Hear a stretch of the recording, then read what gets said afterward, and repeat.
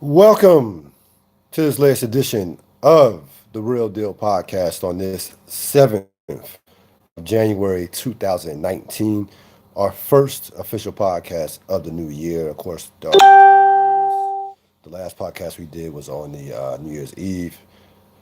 I'll be the last to say Happy New Year to all you, to everybody out there in podcast land, in radio, in YouTube, Facebook, Instagram, social media land. We are, of course, broadcasting live via YouTube, my YouTube channel. Subscribe to my YouTube channel, Real Deal Podcast. I appreciate all the subscribers and listeners and views. I definitely appreciate all the support from that standpoint. Of course, this podcast will also be available via Facebook, Instagram, iTunes, Apple. Look up Real Deal Podcast, Stitcher. You can catch us anywhere. So no excuse not to hear us. You can not to find us, not to find me. So be on the lookout for that.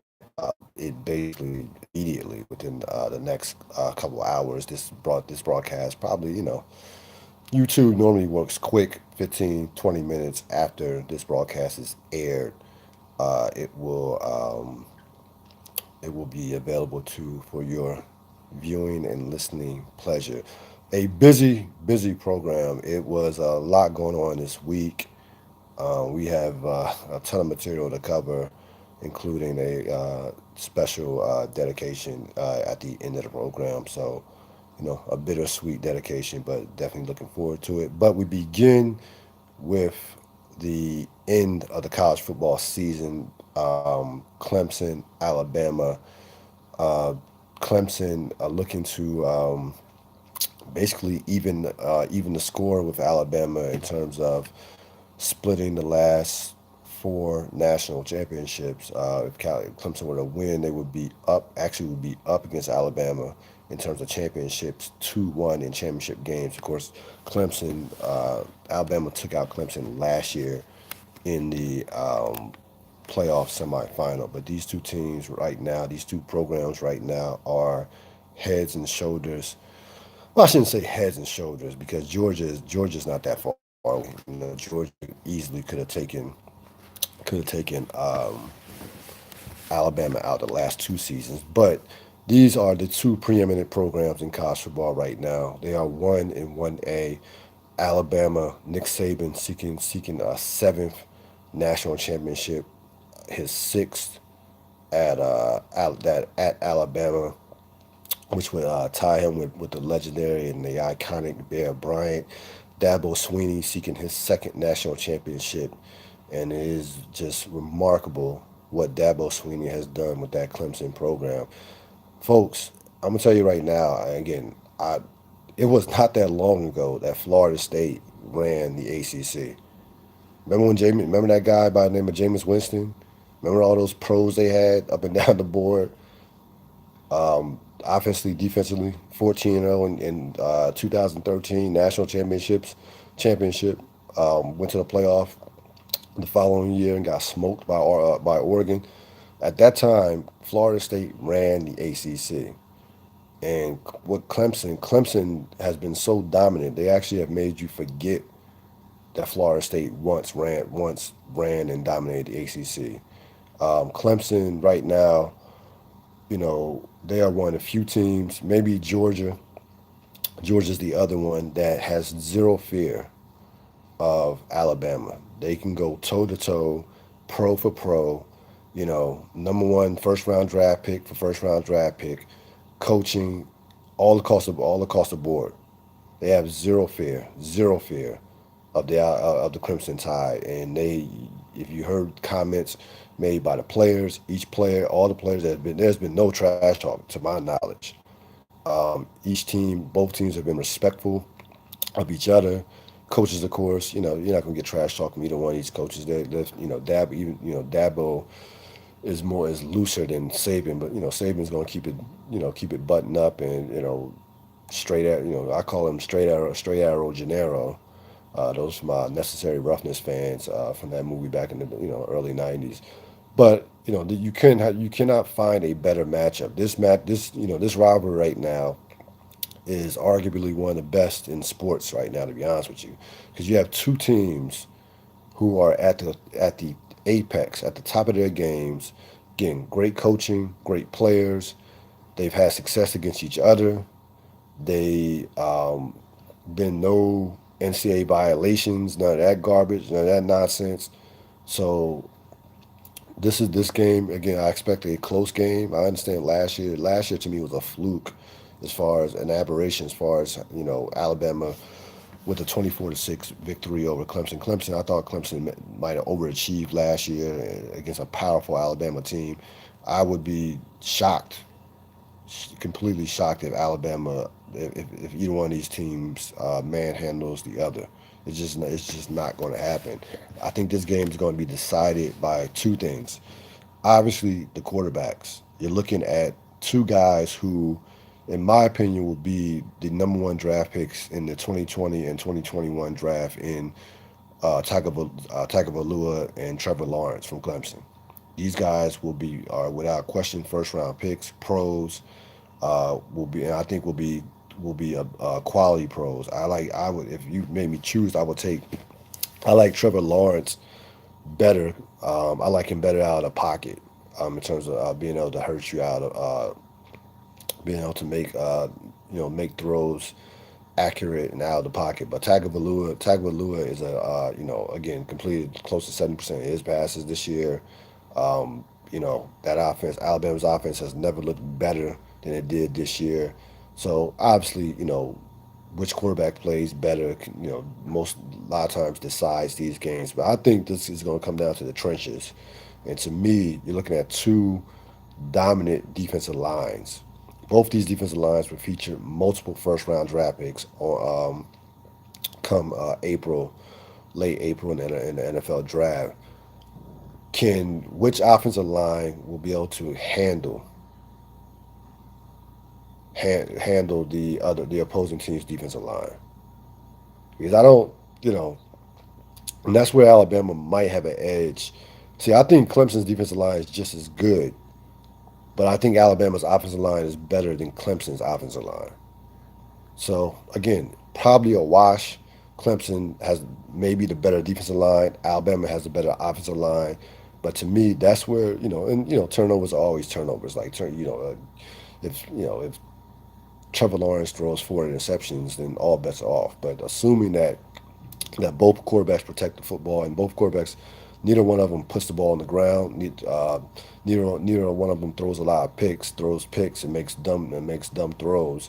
Assuming that both quarterbacks protect the football, this will come down to me to which defensive line will be able to impose their will against the opposing offensive line. Again, this is to me the definition of the epitome of a pick'em. Is a absolute coin toss as far as I'm concerned. I don't think the crowd will be a factor as far as home field advantage. This game is in California. Both fan bases travel. I expect both fan bases to travel. So I don't, you're not gonna have a situation where I think one fan base will take over, and I just don't see that being the case. I my gut says, my gut says Clemson, but again, they're Alabama for a reason. But my gut says Clemson. To be honest with you, I gotta be fair about it. But again, it should be an absolute classic game. College football played at its highest level. When you see these two teams play, now again, this is not Cleveland Golden State. All right, we got to a point to where we knew Golden State was just, it was basically Golden State versus LeBron. You know, no, this is not, or Golden State versus LeBron and Kyrie. Let's not forget about Kyrie Irving and what he did in the NBA Finals those years that he was with Cleveland, past after 2015. But you knew Golden State was a superior team to Cleveland. We just wondered, you know, could LeBron topple the giant in 2016? According to him, he did it by himself in 2016. Well, I'm done with that. I'm not even gonna mess with that anymore. But he was able to take him out once along with Kyrie Irving. But outside of that, they Golden State dominated, especially in the last 2 years, dominated that series, dominated that rivalry, if you want to call it that. Not the case with this with these two teams. This is a evenly matched football game. These two teams will be playing college football at the highest of levels. If you're a football fan, even if you're a casual fan, you should enjoy this game. This game will not be sloppy. I don't expect a lot of penalties. I don't expect neither one of these coaches to make an egregious mistake that then cost their team the game, something like that. I don't expect any of that. I expect everything to be done at the highest of levels, and I expect a great game. It's hard to say you expect a classic because that's high that's high expectations. But let me be honest with you, I expect a classic. I think defense, as good as these offenses are, I think these defenses will win out. I don't expect this game to be as high scoring as some of the previous games have been, especially in championship games, putting last year's game aside. I could see 28-24, 28-27, something to that extent. Maybe one of them cracks 30. Maybe 31-27, 31-28. I don't expect this game to get into the mid 30s, early 40s where the defenses have no chance. Both of these defensive lines are just too good. Both of them are too good. So we're gonna see what happens. Again, Nick Saban just keeps adding to the legacy and staking his claim to be the greatest college football coach of all time. Dabo Sweeney again has built without question, the second best program in college football. Without question, the second best college program in college football, and looking for their second championship in 3 years. Looking for their second championship in 3 years. So again, looking forward to it. Um, looking forward to this game. Again, if you're somebody who's into the NFL draft, there are a number of prospects on this field. There will be anywhere from, you know, I would say 15 to 20 players from this game probably drafted. Maybe, I mean, I'm talking about over the next couple of years. This year, I would say anywhere from 10 to 15. 10 to 15 between these two teams drafted this year in the draft. That's how loaded these teams are. Just getting started here on this latest edition of the Real Deal Podcast. Thanks for joining me on this first program, this first podcast of the new year. Of course, uh, this weekend you had the NFL playoffs. You had I would say, a pretty decent, a pretty good divisional weekend. None of the results surprised me. I thought the only result that I was surprised by is Indianapolis winning as easily as they did. I thought all the teams who won I thought would win. To be honest with you, I thought all those teams would win. I thought the road teams were better than the home teams, with just more, yeah. Where to me the Chargers, I thought the Chargers, I thought the Chargers and Colts were clearly better than Baltimore and Houston than Baltimore and Houston. Philly, Chicago. Again, a lot of people were on Chicago. There were people that thought that Philly was going to destroy Chicago. I mean, that Chicago was going to manhandle Philly. I didn't see that at all. Like, I just didn't. I didn't see it. The one theme there were a couple themes that you got out of I got out of 4 games. 3 of the games you had veteran quarterbacks, Nick Foles, Andrew Luck, and Philip Rivers advancing versus guys making their very first playoff start. Deshaun Watson, Mitchell Trubisky, and of course you had leaving out Lamar Jackson. The most intriguing now, again, the Philly game. We'll get to the Philly game, but listen, I watched Lamar Jackson for years, like when he first got to Louisville. Lamar Jackson is maybe one of the greatest athletes to play the quarterback position. Like, I would put his athleticism up there with any quarterback that's ever played. Michael Vick, Randall Cunningham on sheer pure athleticism. Like he's superior to Robert Griffin. Marcus Mariota, you see, I mean, he blows those two guys away. I don't care how much athleticism you have.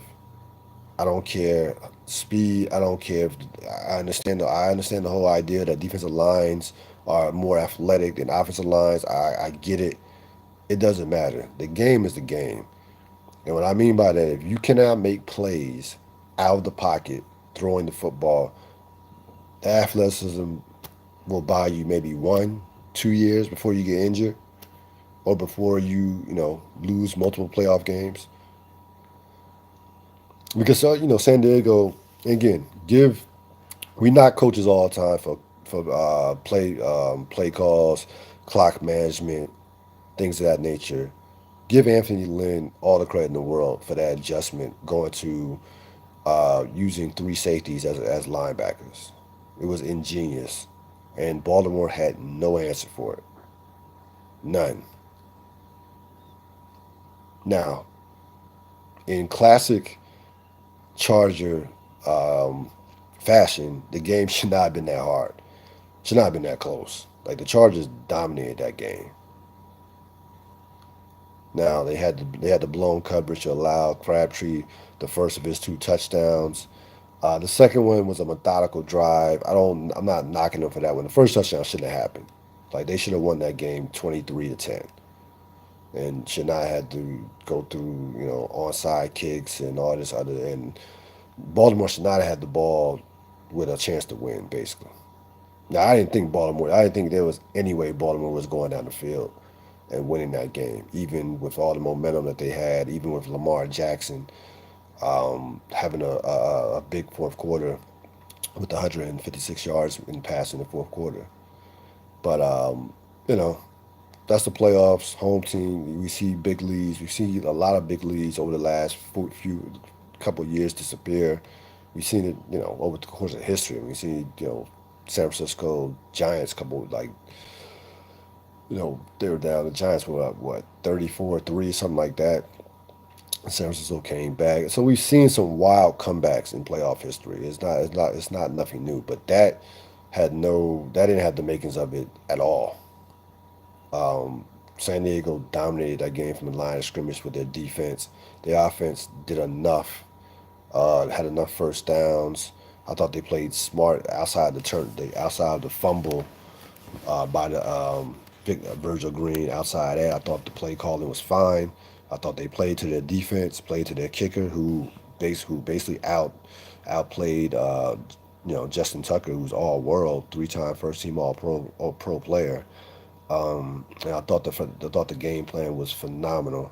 Again, Anthony Lynn deserves all the credit in the world. And I've said again, my tune on the Chargers has not changed. I believe that Los Angeles Chargers are going to the Super Bowl, and I believe that the Los Angeles Chargers are going to win the Super Bowl. I think they're the most complete team in football from top to bottom. Again, predictions can go any which direction, but I have not that game. That game didn't change my tune at all. Because the thing about here's the thing about the Chargers, they can play any style. They can win a game where it's low scoring. They can win a shootout. They can run the football. Phillip Rivers can throw for 350 yards. They have athleticism on defense that can allow them to contain a running quarterback. And again, they're gonna go to Foxborough. You're gonna hear all this hype about the ghost of Tom Brady and New England. They match up perfectly against New England. Perfectly. Okay? Tom Brady cannot move in the pocket. Those edge rushers, Ingram and Bosa. And by the way, Melvin Ingram was, look, he was the best. Melvin Ingram was the best player on the field, and it wasn't even close, to be honest. Well, Melvin Ingram and the other, I can't pronounce his name, the other linebacker, that the hybrid linebacker from Baltimore was all over the place as well. He was tremendous. But look, I thought Harbaugh made a mistake. I thought Harbaugh should have went to Flacco um, in the beginning of the third quarter. I thought that was a perfect time to go to Flacco.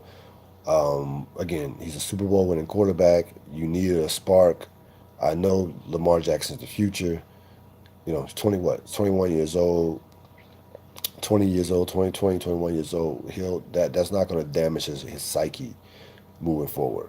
It was time to go. That was a perfect time just to give just to give the Chargers another look, a different look. Maybe you catch lightning in the bottle, but I'm not leaving a Super Bowl winning quarterback who has had all kinds of postseason success on the bench healthy.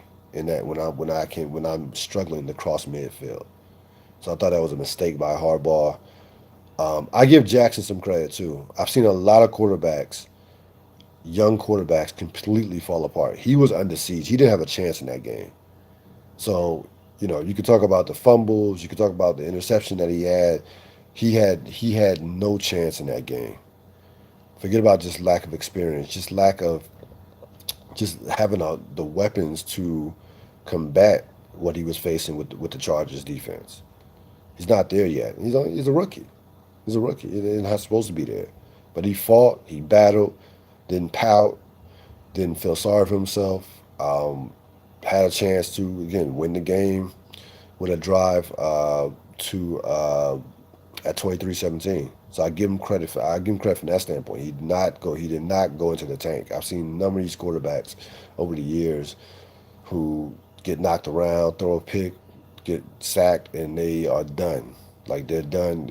They're mentally shot. He impressed me from that standpoint, but he has a long way to go with his throwing. Like he doesn't forget about polishing his mechanics. He has to establish mechanics. He doesn't have mechanics right now throwing the football. He doesn't. So we'll see what happens. We'll see. Listen, Baltimore could be in for a lot of changes. Coach, we know Flacco's gone. Suggs, who knows? That could be a different looking franchise come next year. Newsom is gone. All time great personnel. General manager did just you know again one of the great general managers in NFL history as far as I'm concerned. You draft Ray Lewis and Jonathan Ogden in the same draft, lets you know. And again, rarely did he miss on draft picks. But time will tell on Lamar Jackson. But again, I told you, if you've listened to this podcast for a significant period of time, I've been telling you about Lamar Jackson for years. When he's faced a real NFL pro style defense in college, whether it's LSU, whether it was Clemson, you know, Houston, because they have pros on their team, he got exposed. And he accumulated a lot of those stats against teams that just physically couldn't stand up to his athleticism. As far as the Philly Chicago game, give Philly all the credit in the world. They are a mentally tough team. They are a championship team that knows how to win. Foles was not great yesterday. He had the two picks. But you know what? Great quarterbacks, great clutch money quarterbacks have two jobs. Quarterbacks have two jobs. That's one, win the game. Two, get your team in the end zone. He had a big fourth quarter. He was flawless in the fourth quarter for the most part. Made every play that he had to make. Brushed off the two interceptions, um, and just did what he had to do. The Philly defense, Philly defense did what they had to do, holding Chicago to field goals. That is a bit that's a tough pill to swallow. That's gonna be a tough pill to swallow for the offseason if you're Chicago Bears, because I thought if Chicago lost, it would be because Trubisky was you know was terrible. Trubisky in the fourth quarter and the second half played well. I mean, 26. He goes went 26 for 43 for the game, 301 touchdown, no turnovers. I thought Trubisky played well for his first playoff start, and I know a lot of people have been worried about him, and he could be one read quarterback, and if you took away the scrambling, now he throws a he's miles ahead of Lamar Jackson as far as throwing the football. He made some great throws yesterday, some throws in tight spaces, some throws down the sideline to Allen Robinson, who had a big game, especially a big fourth quarter, second half. But when you leave it up to a kicker, and I'm gonna tell you right now, and I was looking at this today. Chicago, as far as the kicker situation goes, they have nobody to blame but themselves, and I'm gonna tell you why. You have a guy in Cody Parkey who, over the course of the season, missed 10 kicks. He missed 7 field goals and 3 extra points. 76 hit 76% of his kicks. Bill Parcells once said, "If your kicker is below 80%, then you need to find another kicker." That was his cutoff. 80% was his cutoff. Robbie Gould, who maybe has a, I want to say if not for Adam Vinatieri, maybe we have an outside chance of being in the Hall of Fame. But Vinatieri is going to be the only kicker that gets in the Hall of Fame. Maybe Justin Tucker will be next. But Robbie Gould is a borderline Hall of Famer. You know how many kicks Robbie Gould has missed since Chicago cut him a couple years back? 3. You know what his percentage has been in those years? 95 and 97, including 6 for 6 from 50 yards or more. And don't tell me you couldn't afford to pay him. He's a kicker. He was one of the most consistent kickers in all of football. In that weather, with those wins, year in and year out, always made big kicks. Always. So they have no one to blame but themselves from that standpoint. And to me, all right, let's put Robbie Gould aside for a second. I'm not keeping a guy that doesn't have a pedigree who misses 10 kicks. Like I remember a couple of years ago, Mason Crosby had an awful year for Green Bay.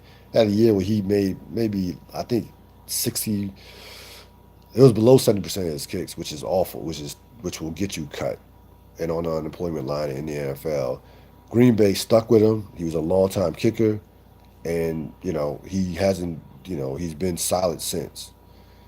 He had earned that pedigree over years and years of being consistent.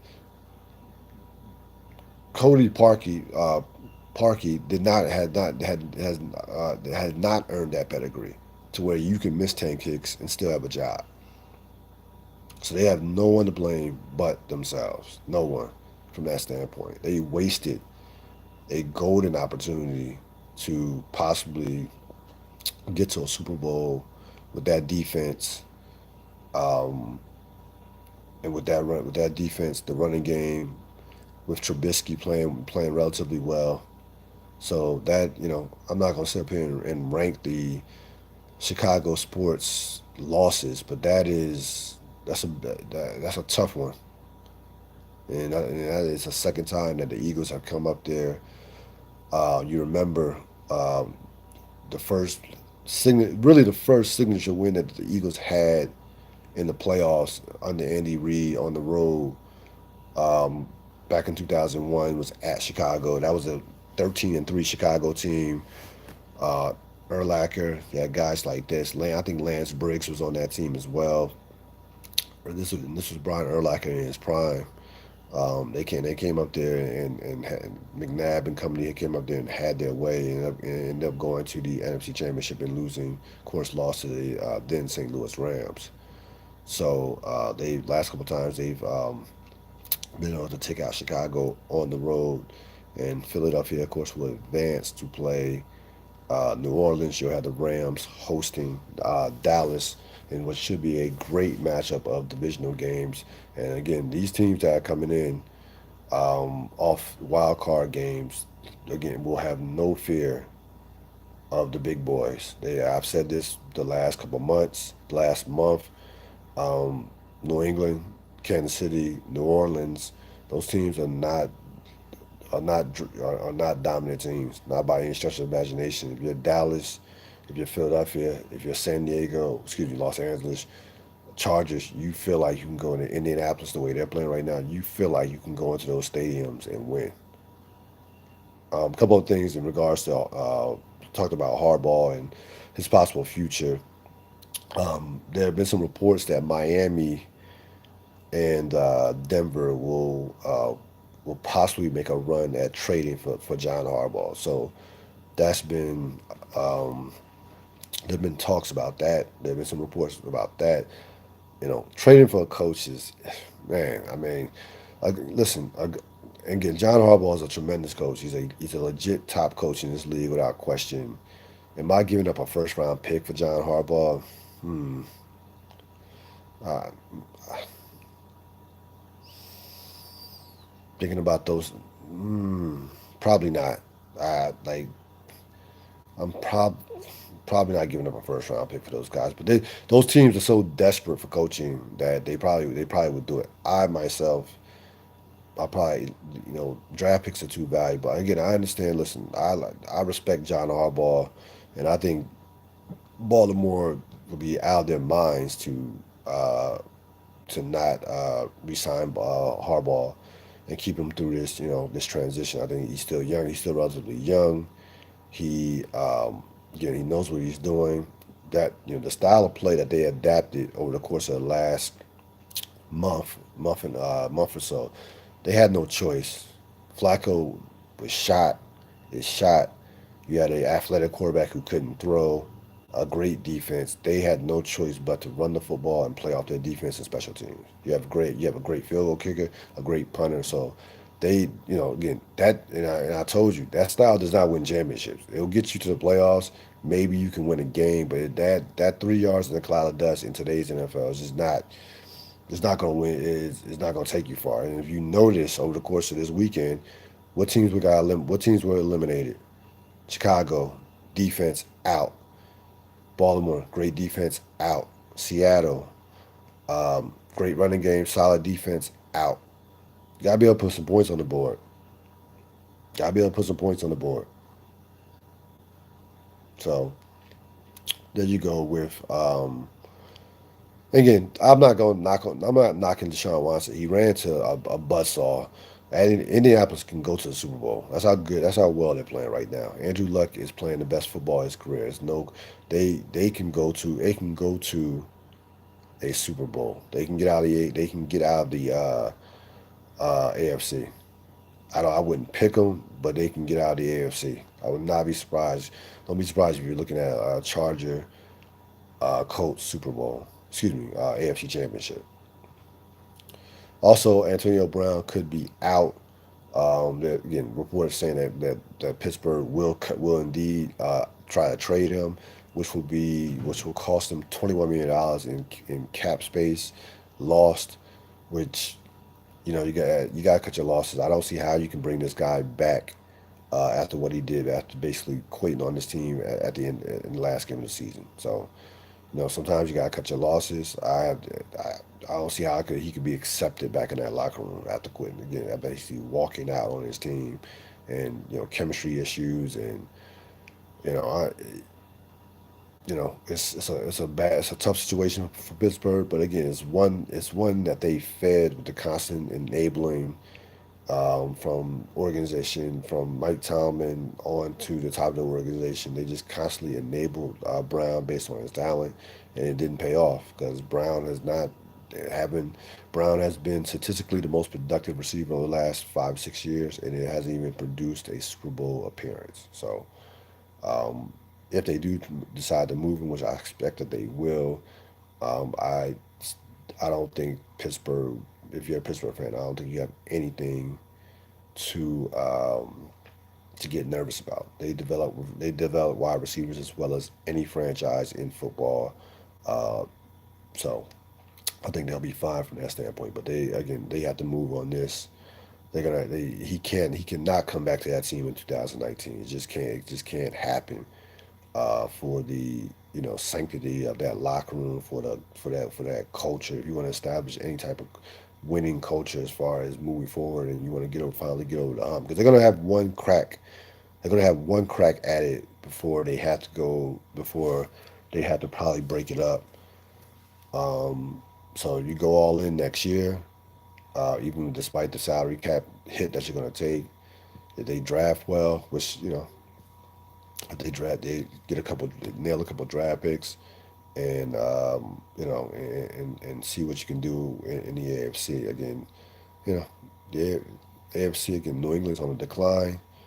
Um, who knows how long Philip Rivers is going to be playing at a high level. I mean, he could fall off the cliff anytime. Like these quarterbacks, when it goes, it goes. So this, the Chargers are going to be pressed next week to make a championship run because it could be their only major shot in the next few years with Philip Rivers being 37, 37, 38 years old.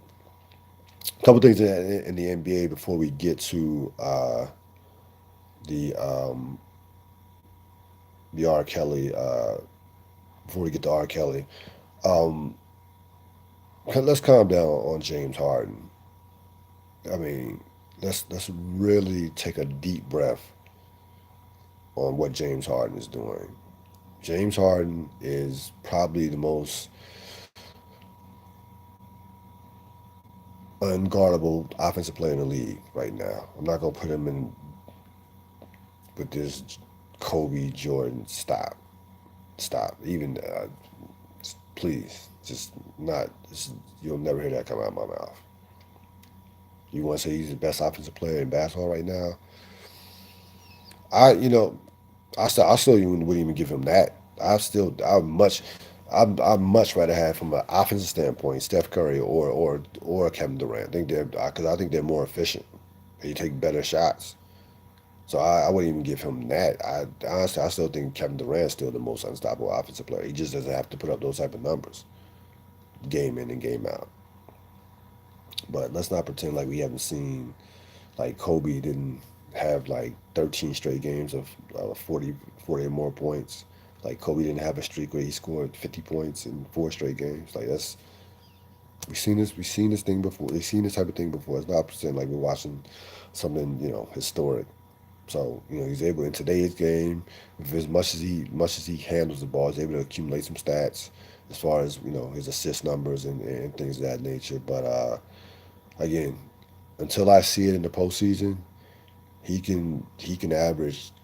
I don't care if he averages a 30-point triple double in the regular season. I could care less. He is Mr. Regular Season until I see otherwise.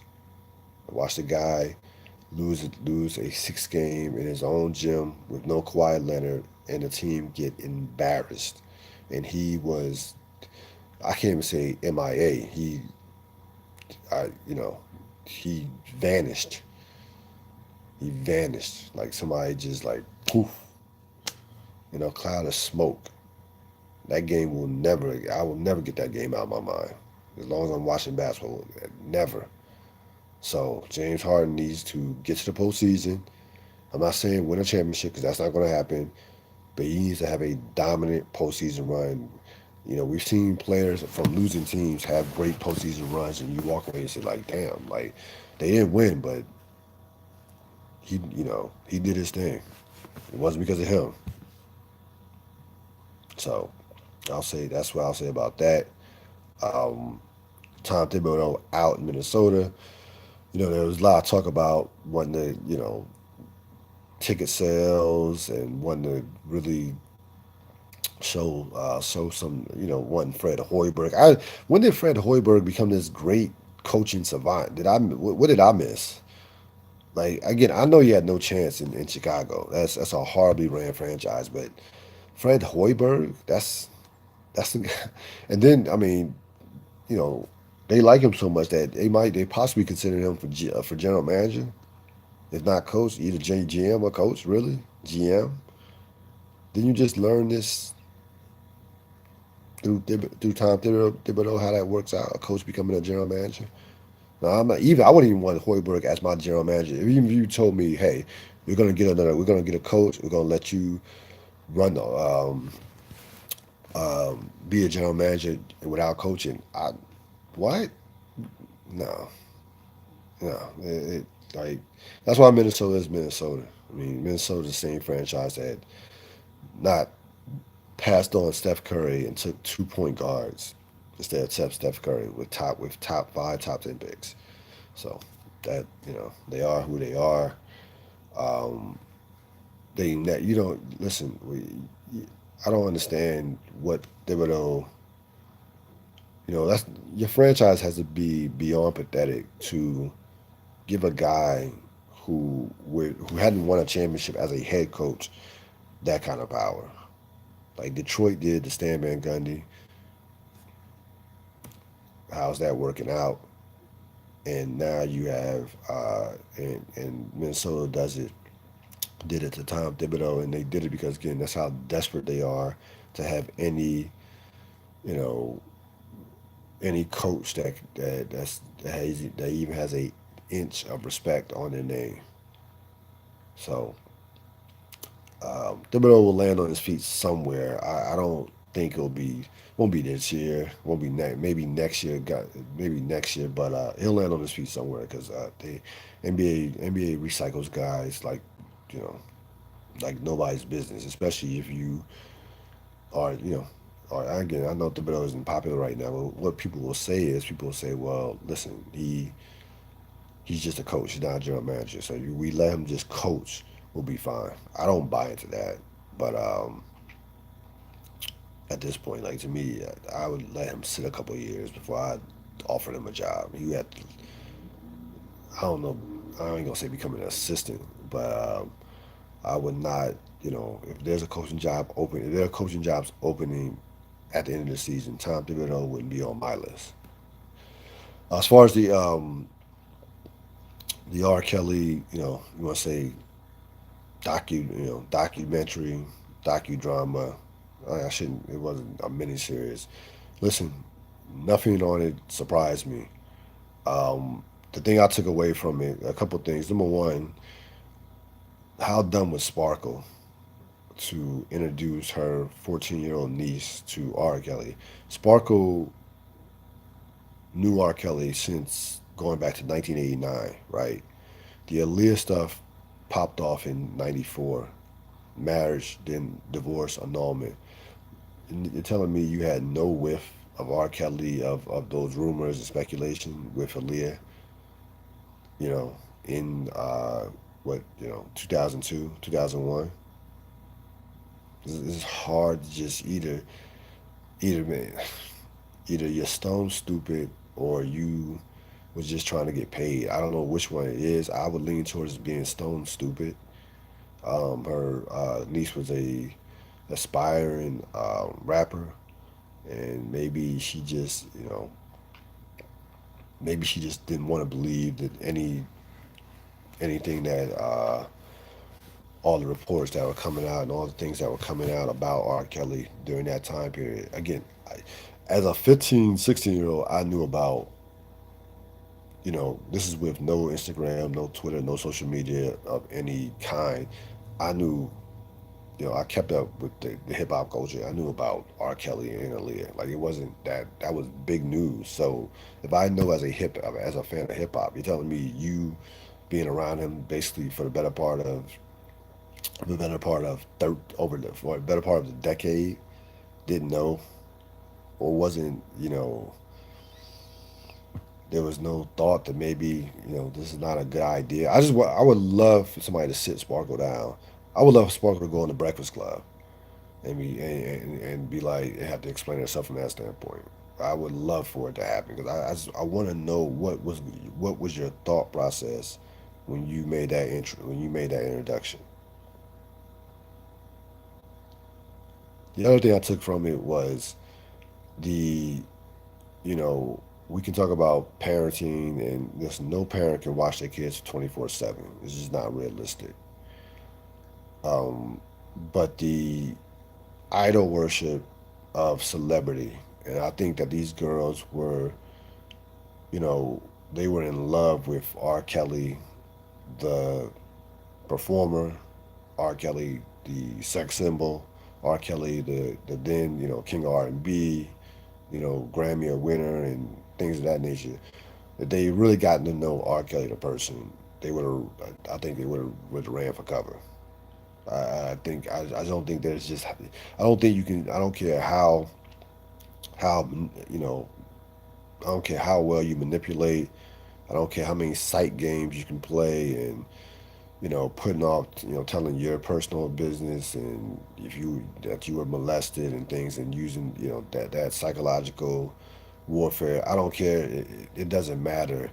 Once you get to know somebody for who they are, they will reveal themselves.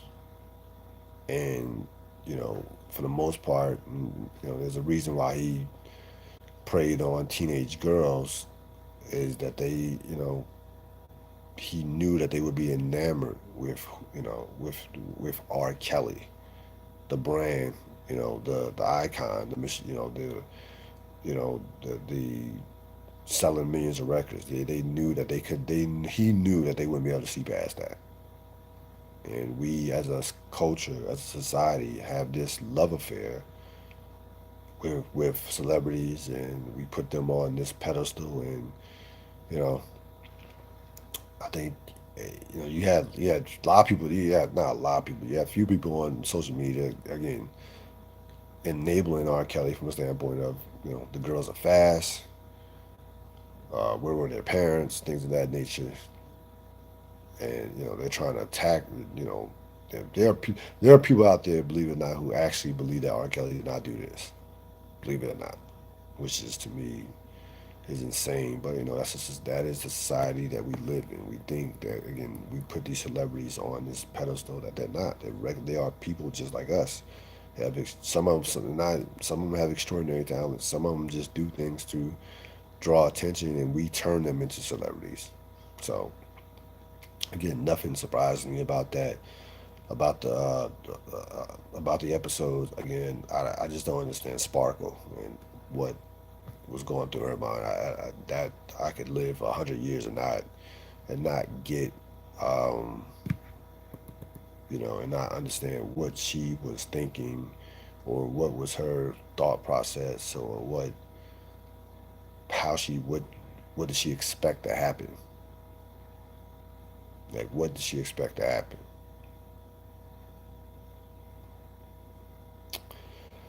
9 minutes after the 8 o'clock hour on this latest edition of the Real Deal Podcast. Happy to be with you here on a brisk Monday night as we ready for a national championship game, Clemson, Alabama.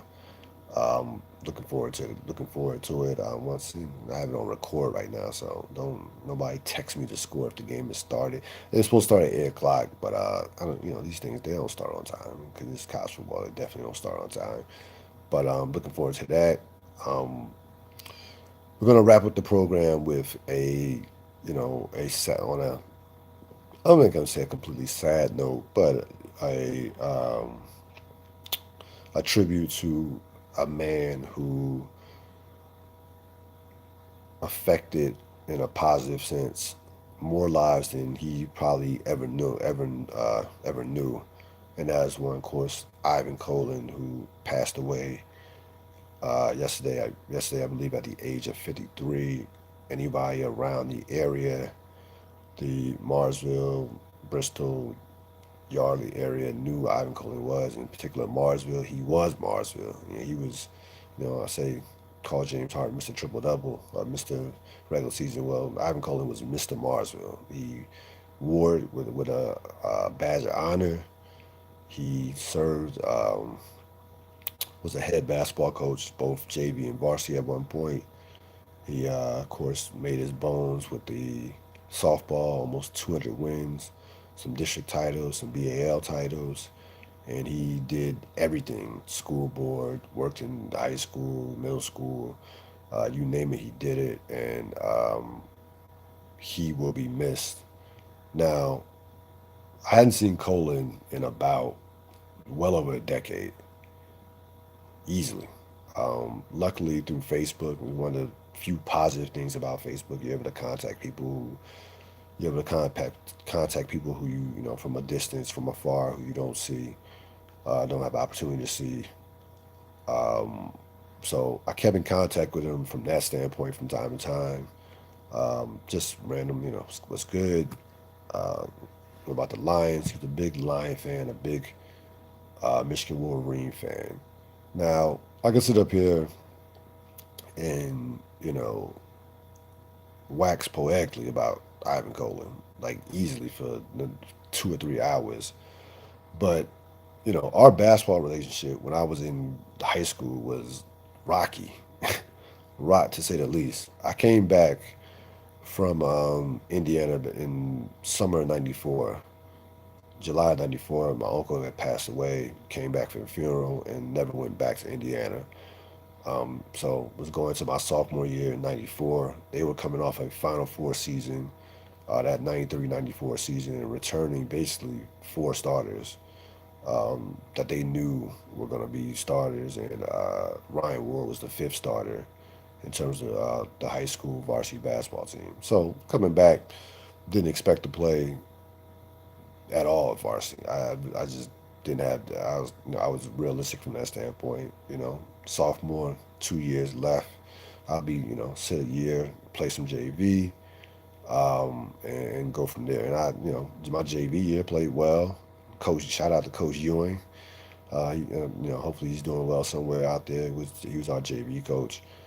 But junior year was my year. I put everything into junior year. I worked, played, sweating bullets on the playground. Was out, from dusk to dawn playing basketball, and I put everything into my junior year, 95, 96. We lost some starters. We lost three starters from the team. Clarence, Sean Burnett, and Aswad Brown, who of course hit that game-winning shot against Holy Ghost Prep in '94. None of us will ever forget that. Um, but I expected to play my junior years. That's the bottom line. Um, and it didn't happen. It didn't happen because I wasn't ready.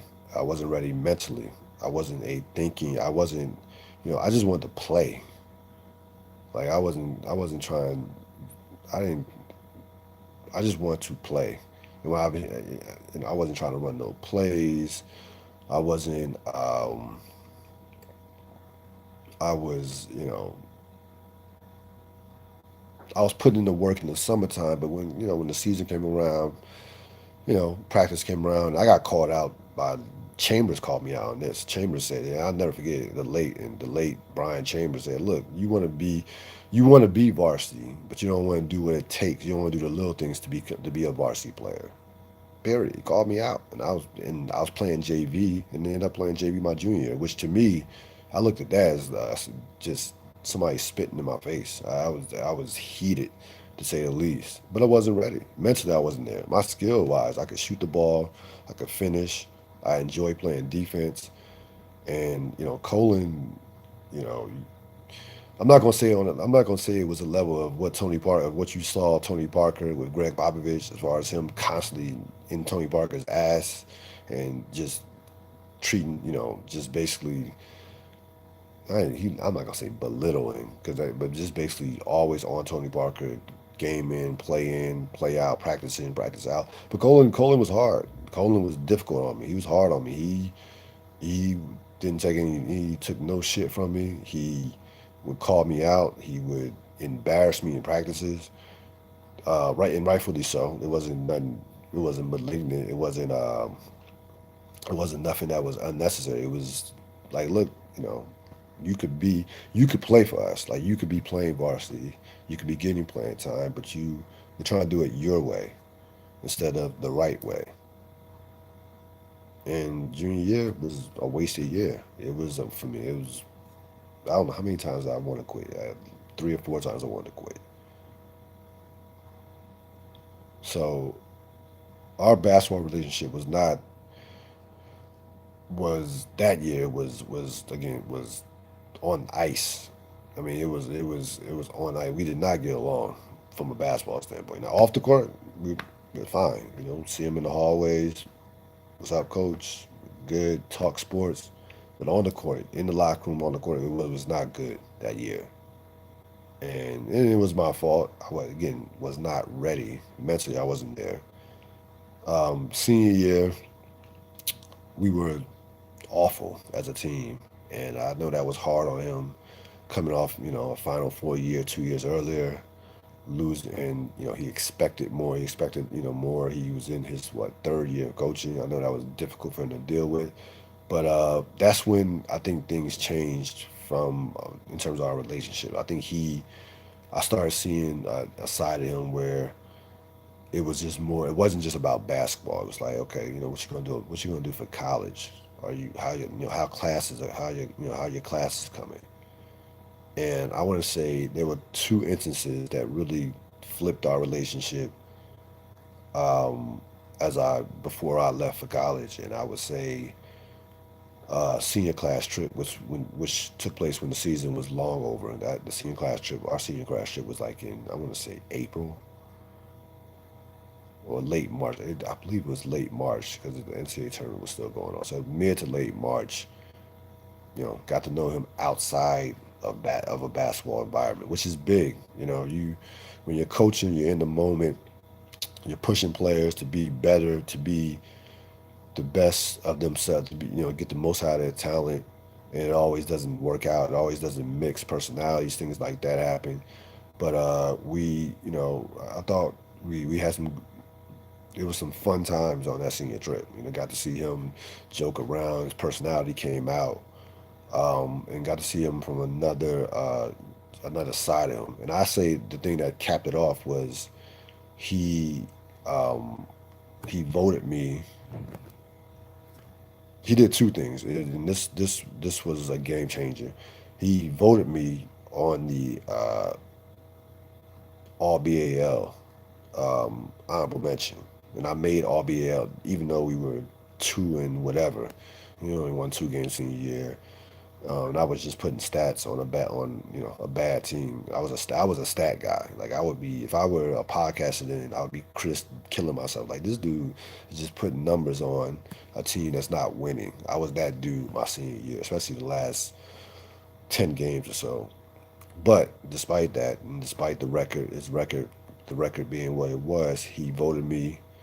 He put the vote in for me to be on All BAL honorable mention, and I played in the William Penn Classic All Star Game for seniors, which I'm sure he had a part in as well.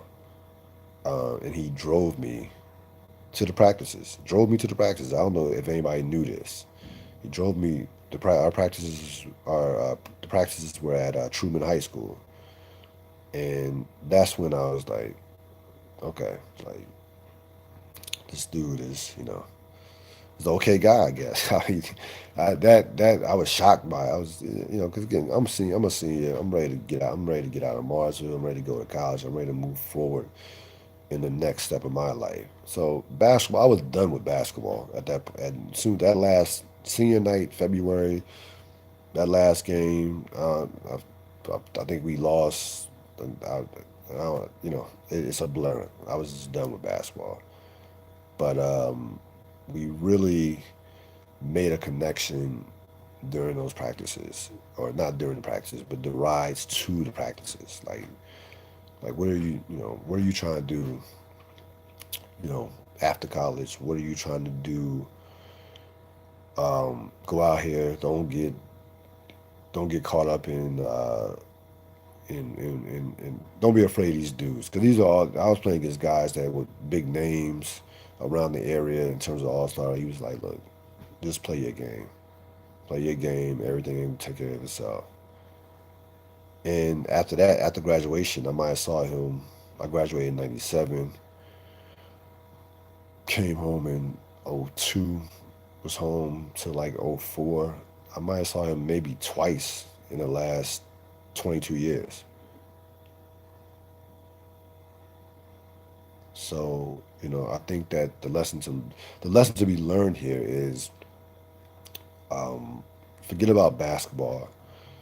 When you have somebody who impacts your life that is outside of being a family member or a close friend, and they impact your life into your 20s, into your 30s, and now for me, the beginning of my 40s, that is someone who is priceless. I mean, you can't put a value on that. You can't put a value on that. There's money, material. There's nothing that is more valuable than someone impacting your life for the good. You can look back and say, you know, no excuses, just results. You can look back and say,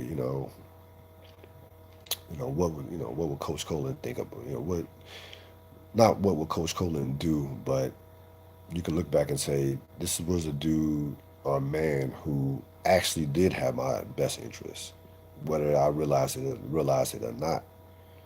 You know, pushing me to be my very best, pushing me to not having me settle and calling me out when when I did settle on being average or even mediocre. So again, you have someone, again, those people that come across your life are few and far between. They really are.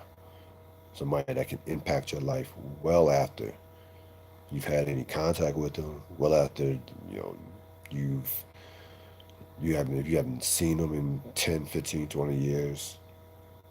And he had, he touched my life from that standpoint. And I had the feeling, I know just for a fact. I was reading a lot of the stuff on Facebook, the dedications and the people paying their respects, and he touched a lot of lives over the course of his time here. And 53 is far too early, far too young to go. I mean, 53 is young, but I I I I say this, and I say this wholeheartedly believing this, that it's not how long you're here, it's what you do with the time that you're here. With that, that's going to end this latest edition of the Real Deal Podcast. Enjoy the game. Thanks for